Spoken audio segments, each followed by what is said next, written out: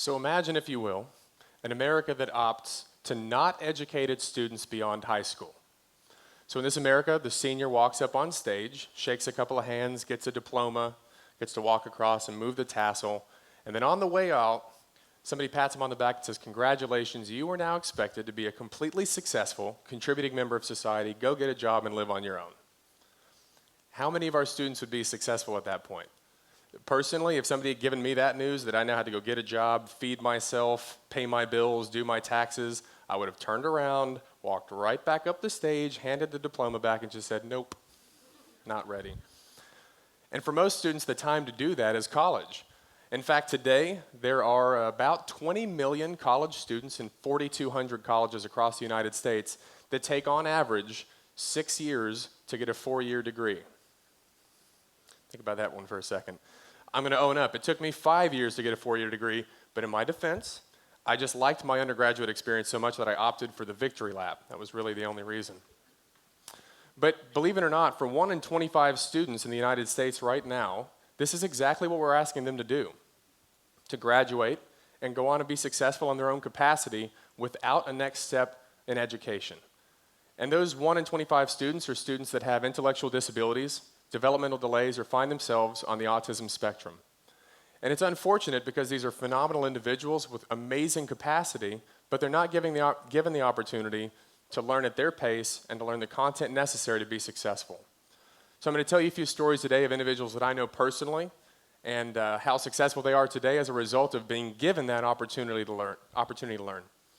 First of all, my friend Louisa, who, if you had asked her parents 5-6 years ago when she was graduating, is she going to go up and get a job? They would have said, "That's not our focus." What about living independently? Also not our focus. Because at the time, their focus was just getting her to communicate with others.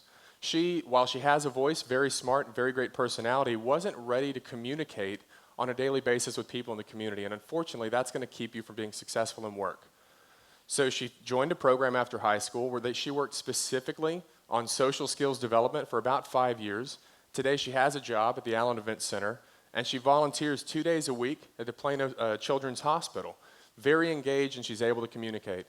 And now the family would tell you, yeah, independent living and continued job success are absolutely goals for us. Jeffrey, an amazing young man. First time I met him, I actually saw a sheet of paper on a desk, and I assumed that the teacher had printed something off for a lesson, and I said, "What are you guys working on here?" She said, "Oh, that's not a lesson, that's Jeffrey's handwriting." And I went over and I looked at it and I said, "You've got to be kidding me. It looks like computer print." She said, "Yeah, these are his notes. He likes to take notes on the things that he's studying." And see, Jeffrey was very determined, wonderful young man who happens to have Down syndrome and probably gets the same labels that everybody else would that has Down syndrome. But he's incredibly driven and came out of high school with a job. And he didn't stop there. In fact, after supplementing his job with continued education and job skills building, he attained another job.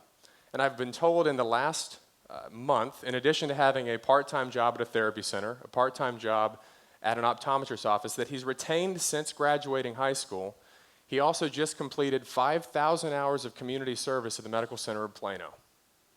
Incredibly wonderful young man, speaks 4 languages and has more of a social life than me or any of my friends. That's very true. Abby, wonderful young lady who was homeschooled until high school, and she entered high school and her parents said, we'd really like for her to have education in art, real education in art. She needed special ed classes for most of her socialization, but she was very talented in art and creative skills. And it took her from the time she entered high school at 14, 15 years old, it took until the year she turned 22 and was leaving the public school system to actually get into a regular art class. And unfortunately, because of how the educational system is modeled, she wasn't as successful in that class as she could have been because the teacher had to meet specific guidelines for any student in the classroom. But she graduated and went on to find a teacher who worked with her one-on-one on a regular basis in developing her art skills. And he would tell you outright, she has an amazing ability. In 3 years, we've seen her grow tremendously in her creative skills. Her skill, her unique ability in art, is that no matter what instruction he gives her, she remembers it for the next piece. So if he says, hey, you're doing a face and you need to do shading, and here's how you do that, the next piece she completes, the shading's perfect. And he may give her new instruction, and in the next piece, both of those pieces are perfect. And in 3 years, the artist is totally reborn and is absolutely fantastic. And I can tell you, though she has a long way to go socially before she's going to be able to work in a community setting, she's collected in North Texas and sold over $12,000 in artwork in 2014. She did this because she had an opportunity to learn and get educated in art beyond high school. Lastly is my friend Mason, a wonderful young man who has a very different path that ended him up in the same place. He was a college freshman at the University of North Texas in video game design. And your typical college freshman, that was Mason. Girls, 350Z, friends, video games, that was his world. And in the first few months, there was some regression socially. He was failing tests, and one day he woke up unable to speak. And it took 6 months to diagnose Mason, and over the course of the 6 months, there was a lot of regression that set in. They found out, Mason, you've got something called Wilson's disease. And while it's not very common, it's very serious. Unfortunately for him, the 18 years of his life leading up to his freshman year in college, his body was not capable of processing the metal copper.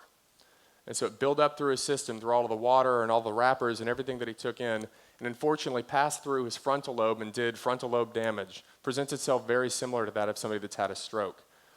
And unfortunately went from a high school or a college freshman to about a third grade cognitive level and a social skills of about an 8-year-old. He found a program working on social skills, job skills, and continued education. Today, he's got a part-time job, not as a video game designer, but as a special education teacher's assistant, and is a girlfriend and getting ready to go back and get his car again. So he's worked back over the course of 3 years, where at the time they told him, we're not sure where you're going to end up. And while all 4 of these individuals have very different diagnoses and very different paths to get where they are today, what they share in common is they were given the opportunity beyond high school to continue learning at the pace that was necessary for them in the way that was necessary for them. And so why aren't we thinking about higher education for young adults with disabilities? They may not graduate in 4 or 6 years. Maybe it takes 15, maybe it takes 20. But what does that matter? Colleges could exist to support these individuals in the same capacity as a typical student. Rec centers, student centers, fraternities and sororities, maybe leave some of the poor decisions made on college campuses at the door. We'll take everything else. These guys would be so successful, and it would better our communities for having them be a part of it. So what I'd like to do, first of all, is thank all of you for the opportunity of listening and introduce you to the individuals that allowed me to share their stories today. Louisa, Jeffrey, Abby, and Mason. Come on out, guys.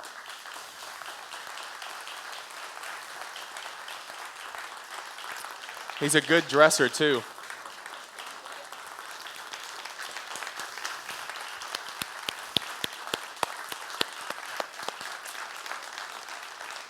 We have an opportunity to see beyond disabilities and focus on the possibilities that young adults with disabilities have in the community. They should be given the opportunity to learn at their own pace and in their own desire in a college setting, just like everybody else.